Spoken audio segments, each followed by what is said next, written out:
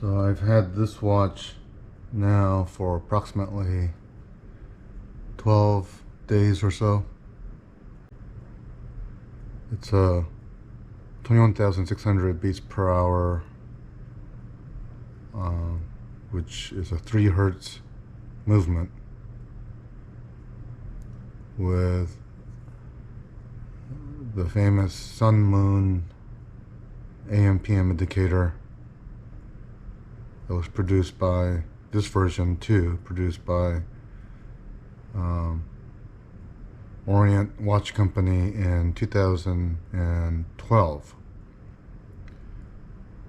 It has since been bought by, or actually 2009 it was bought by Seiko Epson. They must have liked this watch because they've since produced dozens of variations, both quartz and mechanical movement versions. This version 2 retains the initial 46B non-hacking, non-winding. As you can see, this crown is just free spinning, and then when you pull this crown out, the seconds don't stop, so it's non-hacking. The changing of the day date and the AM/PM indicator requires you to go to the first click and move counterclockwise and clockwise to move the day of the week wheel, the day date wheel. You can short circuit that process by moving from 11 to 4 p.m., kind of like in those Vostok watches, to kind of quickly move through and adjust your day date features. And because that's something that you're not going to change that often, I didn't think it was a big deal that this has that kind of non-quick set date function. But for some people, that makes this version 2 of the Sun Moon watch a deal breaker. The version 3 has an upgraded movement with not only the quick set day date, the hacking second hand, but you can also wind it by just turning the crown. Kind of like many of the popular modern watches, like the ETA 2824 or 2836 would be a closer match to this one. But to me, winding it by just creating this kind of flipping of the rear rotor is just as easy to wind, if not easier. This exhibition case back, I believe the rear glass is sapphire as well. It has that high-pitched sound, so I don't think it's plastic.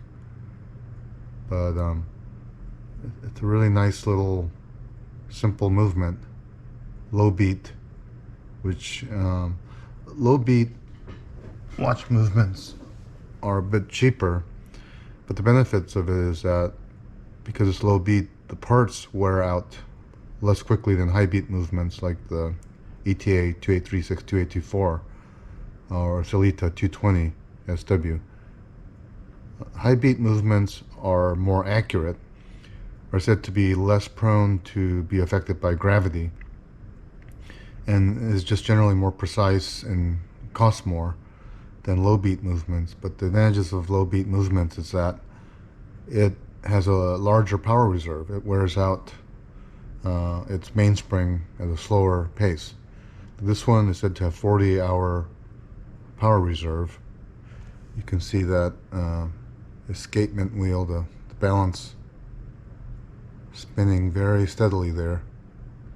This Orient, after it was bought by Seiko, this version incorporated the Seiko Diashock, and within that, behind the escapement wheel, you can see that they incorporated Sony's Magic lever transmission wheel, which charges the mainspring. So as this kind of moves back and forth with each movement of this rotor, the pallet wheel spins the transmission wheel within the gear train twice. And so by spinning this rotor, you very efficiently charge the mainspring. So the movement of this little watch is actually fantastic. And when I tested this by checking the positive negative time day to day, I got something in the range from 5 to 10 seconds or so, which is outstanding for such a inexpensive movement. I like to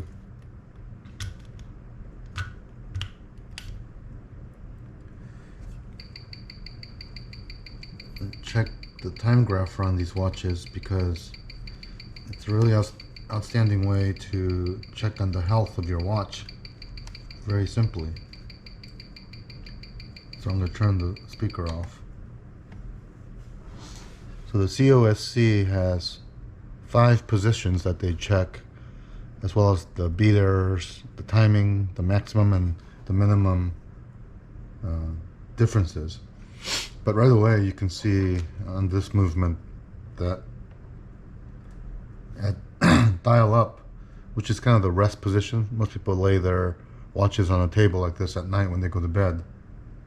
It has a very tight horizontal movement of the balance wheel. This line generally, the sounds are generally picking up the balance wheel, the heartbeat of the watch. And you see that 0. The amplitude 285, that's pretty good. Very low beat error, which you like to keep below 0.8 or so. And it shows that low beat, 21,600 beats per hour. And so I found this to be very consistent. There's moving up a little bit, but so when you move to crown down, you see that shake and disorganization before it reorganizes here. You see that still fairly horizontal, still fairly well organized, low beat error, fairly good, healthy looking large amplitude. And so just dial down. That's a position that you may frequently encounter where if you wear your watch to bed.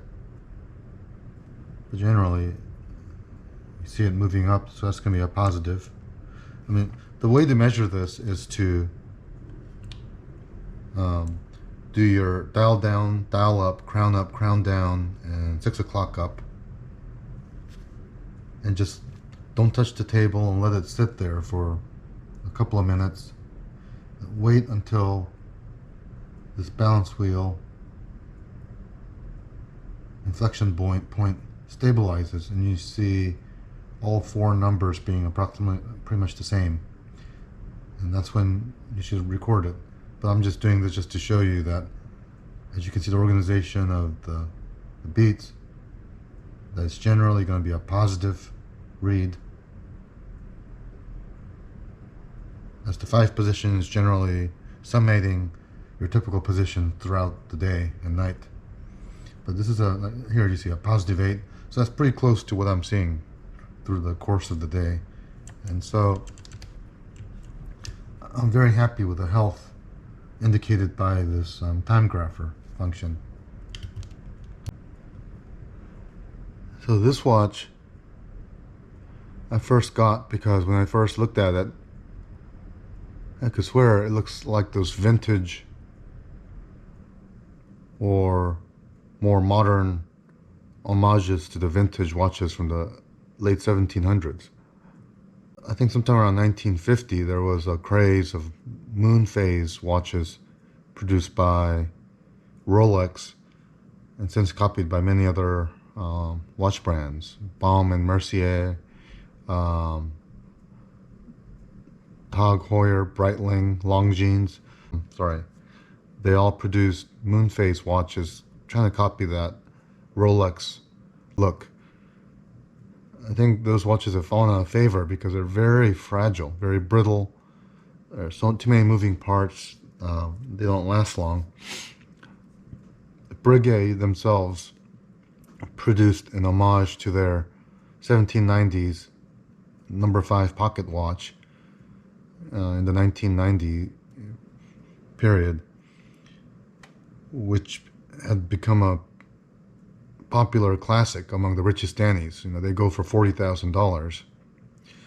And I'm sure that Orient was doing a copycat or a homage to that Breguet modern knockoff of their ancient 1700s watch.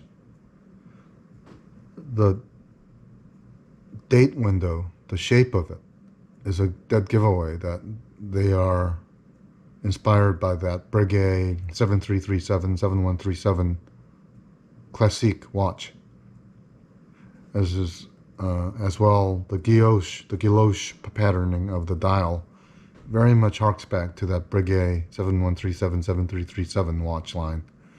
I mean, the Roman numerals. And so when I first saw the Sun and Moon watch, I was positive that's what this was inspired by. And it certainly is. One of the interesting things is that I don't know if they felt abashed by that comparison or that copycat or inspiration, whatever you want to call that, but in version 3, they started moving away from that look, that Breguet 7337, 7137 look, because in version 3, they made that cutout window, which is the most clear copy of that Breguet, kind of a more square pattern. They started minimizing that guilloche pattern on the watch face. And then by version 4, they eliminated that Roman numeral pattern to Arabic entirely.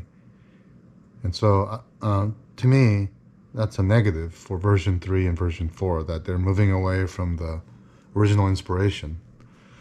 This is why I like this version too. If I had a choice, I would go for version 3, although some of those don't have that cutout window for the date, the way the vintage Breguet homages look like. But the easy crown winding, the hacking seconds, as well as the quick set date are definitely an advantage. I'm not sure if the gear train, the escapement, the balance wheel, the magic lever, the dial shock, I'm not sure if any of that is upgraded in the version 3's F movements, but overall, that is an easier movement to live with. But I'm okay with this watch. To me, the biggest daily wear negative of this watch is the lack of lume, but that's a common and expected feature of dress watches. I think many people would say dress watches with lume is tacky.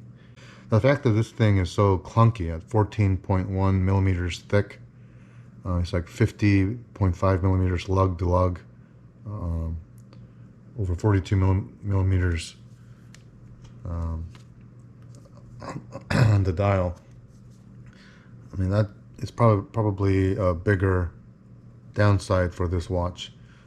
Also, I mean, personally, I chose this band with a matte rose gold, which doesn't match the glossy rose gold of the watch case. The movement may not be worth overhauling, taking apart, ultrasounding the parts and putting it back together and oiling it, because for that price that you would pay to have that done, you could buy another one, at least for now. But I would expect this movement to last a good 10 years. Hobbyists might be willing to, take it apart, lube and clean it for themselves just for fun. As it stands, I like this version also because I like how the sun and moon at the top is repeating the Sunday, Monday right next to it. I love the deep three-dimensional well of the day of the week. I like how analog this watch is. It not only lets me see the time moving counterclockwise, seconds, minutes, and hour hands, But I can see, just because I see 4 dates, that also turns clockwise. And I can see that today is the 15th, and I'm moving toward the 16th as that wheel rotates.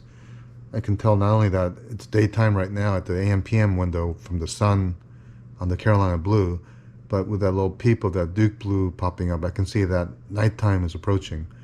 So that clockwise rotation is echoed 4 times on this watch face, at the date, at the day of the week, at the PM AM indicator, and of course the main watch hands. And I like that analog, physical, mechanical reminder of time moving in all those dimensions for me. Now, someone like me, I could never pay $40,000 for a Breguet 7137, and certainly I'm nowhere close to even dreaming about buying a Breguet No.5 antique from 1790s. And those go for millions when they even come up. But this $200 or so watch is something I can afford. I saw by reviewing prices on eBay that some of the version 4, the recent one with upgraded movements and Arabic numerals, are going for like as high as $725, which I think is too high a price for this watch. At $250, that's just perfect pricing. I think $400 to $500 is an acceptable price for the newer versions, 3 and 4, and I've seen that pricing on many retailer sites.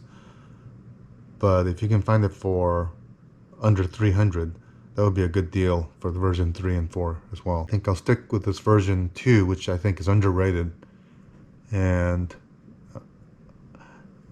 for the little bit of a discount you get for it compared to the version 3, it's definitely worth the price.